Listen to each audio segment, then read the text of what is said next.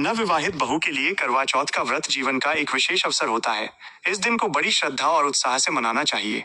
सुबह सूर्योदय से पहले स्नान करके साफ सुथरे वस्त्र पहनने के बाद सास के हाथ की दी हुई सरगी ग्रहण करनी चाहिए। सरगी में फल, मिठाई, सूखे मेवे और पराठा जैसी चीजें होती हैं, जिन्हें खाकर दिन भर के निर्जल व्रत की शक्ति मिलती है। इसके बाद दिन भर व्रत रखना होता है, जिसमें पानी तक नहीं पिया जाता। पूरे दिन घर के काम काज संभालते हुए मन में भगवान शिव, माता पार्वती और करवा माता का स्मरण करना चाहिए। व्रत के दौरान नई बहू को संयम, धैर्य और श्रद्धा बनाए रखना जरूरी होता है। दोपहर या शाम के समय स्नान करके सुंदर वस्त्र पहनने चाहिए और 16 श्रृंगार करना चाहिए। श्रृंगार में बिंदी, चूड़ी, बिछिया, सिंदूर और मांग टीका जैसे सभी सुहाग चिन्ह शामिल होते हैं। शाम को करवा चौथ की पूजा की तैयारी की जाती है। पूजा की थाली सजाकर उसमें करवा, दीपक, चावल, रोली, मिठाई और फल रखे जाते हैं। महिलाएं एकत्र होकर करवा माता की पूजा करती हैं और करवा चौथ की कथा सुनती हैं।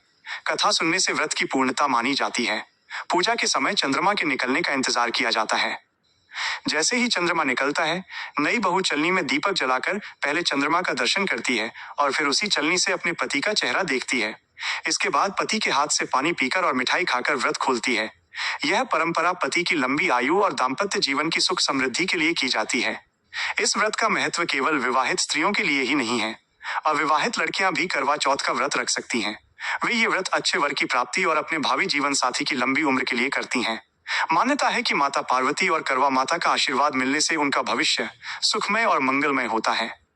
नई बहू के लिए ये व्रत धार्मिक और पारिवारिक महत्व रखता है। वहीं अविवाहित कन्याओं के लिए ये उनकी आस्था और विश्वास का प्रतीक होता है। दोनों ही स्थितियों में ये व्रत परिवार में प्रेम, सम्मान और खुशहाली का संदेश देता है। ऐसी ही ज्ञानवर्धक जानकारी के लिए हमारे चैनल को सब्सक्राइब करें, शेयर करें और वीडियो को लाइक करें। धन्यवाद।